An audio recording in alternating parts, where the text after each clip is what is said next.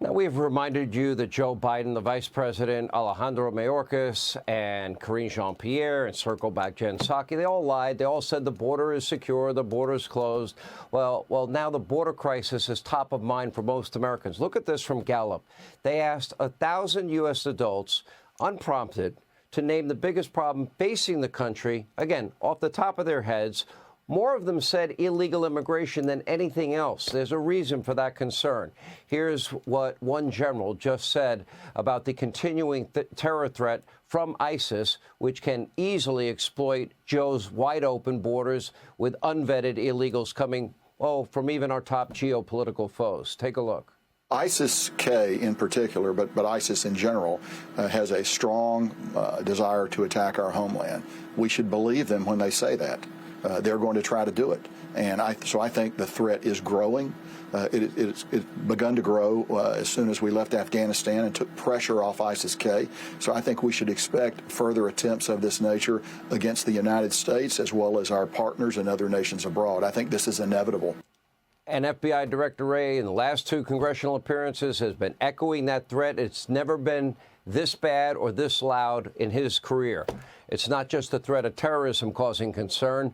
Look at this. ICE announced in their latest annual report, remember, the government doesn't keep statistics on violent crimes of illegals, but they point out they arrested illegals in this country who committed nearly 50,000 violent crimes, everything to murder, from murder to kidnapping, assault, and much more. One illegal, by the way, in the state of Alabama, now stands accused of raping a disabled 14-year-old girl.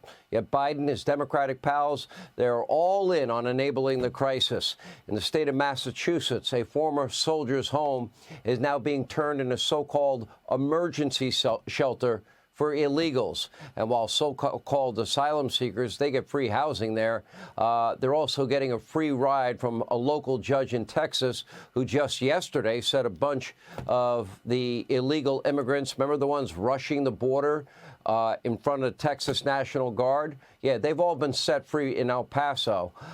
And by the way, none of this shows any sign of slowing down because Mexico is too busy not helping us, lecturing America, the Mexican president on 60 Minutes, adamantly and apparently now trying to extort our country into paying what is billions and billions of dollars and changing our policy to countries like Cuba and Venezuela. By the way, here's how former President Trump responded to the Mexico president's threat. On 60 Minutes, the president of Mexico, and says we're not going to shut down our border until you change your policy on Cuba and change your policy on Venezuela. Is it okay for the Mexican president to dictate American policy? He said he wants $10 billion essentially just to talk. $10 billion to talk. And that's come out since. And no, that wouldn't happen with me. They would never say that to me. They would never say, before we even talk, they want $10 billion a year. Mexico just asked for $10 billion a year. They would never ask it. I wouldn't give them 10 cents. They know that. Here with reaction, Fox News contributors Ari Fleischer and Kellyanne Conway. All right, Kellyanne Conway, so if we look at it, we've got, let's see, nearly 50,000 Joe Biden unvetted illegals arrested for homicide, rape, kidnapping, violent assault. And we're getting lectured by Mexico on what our Cuba policy, Venezuela policy ought to be. And, they want tens of billions of our tax dollars. Wow. Would that happen under Trump? I doubt it. No, and we have proof of that. It didn't happen under Trump. Every time I hear, if Donald Trump were the president, this may not have happened, I say, well, let's roll the tape. It didn't happen. In fact, Sean, Ari, we're in our 9th year now of Donald Trump having elevated into the national consciousness and to the top of the polls now, border security and immigration. And he did it to international criticism, if not ridicule. And look where we are now. According to the AP poll, 73% of Hispanics disapprove of the job Joe Biden has done on the border, 55% of Black Americans, and in fact, 4 in 10 Democrats. You now have many of his own constituencies saying you're doing a terrible job on the border. Here's what I don't understand. If the American people tell you what's important to them, what's vexing and perplexing to them, then they're giving you a clear roadmap. Respond to them. This administration has done the opposite. They want to tell us all that what we see with our own 2 eyes, day after day, night after night, isn't real. It's not important. It's some vast right-wing conspiracy. Also, the border has become a proxy for so many Americans for a president that doesn't listen, for a Democratic Party that doesn't care, for a system that rewards those who take it easy and punishes those who work hard. When you come here illegally, not only are you not prosecuted for breaking the law, now you're actually rewarded. You get cash and cell phones and shelter and clothing. And this is what Americans see now, and they don't want it. Let's get your take, Ari Fleischer. Well, there's no question this is Joe Biden's gigantic Achilles heel, and he's the one who loves to show it to us because he caused this problem. During the debates, Joe Biden said, come, when he was asked what his message is to people who are trying to come to America illegally. He said, come. He raised his hand when he was asked if he would support decriminalizing people who come into America illegally.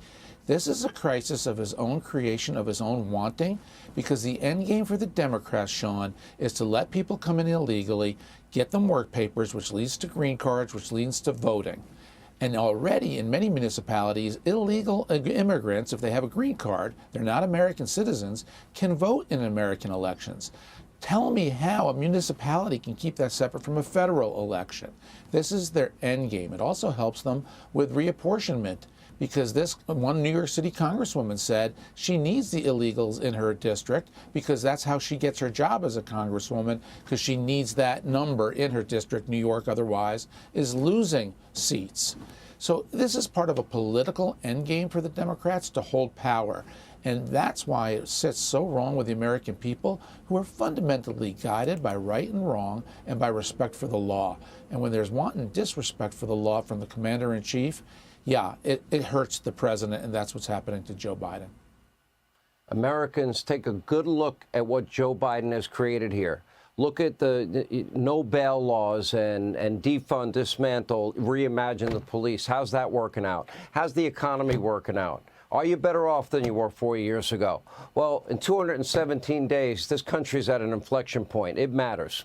All right, Ari, thank you. Kellyanne, always great to see you. Hey, Sean Hannity here. Hey, click here to subscribe to Fox News YouTube page and catch our hottest interviews and most compelling analysis. You will not get it anywhere else.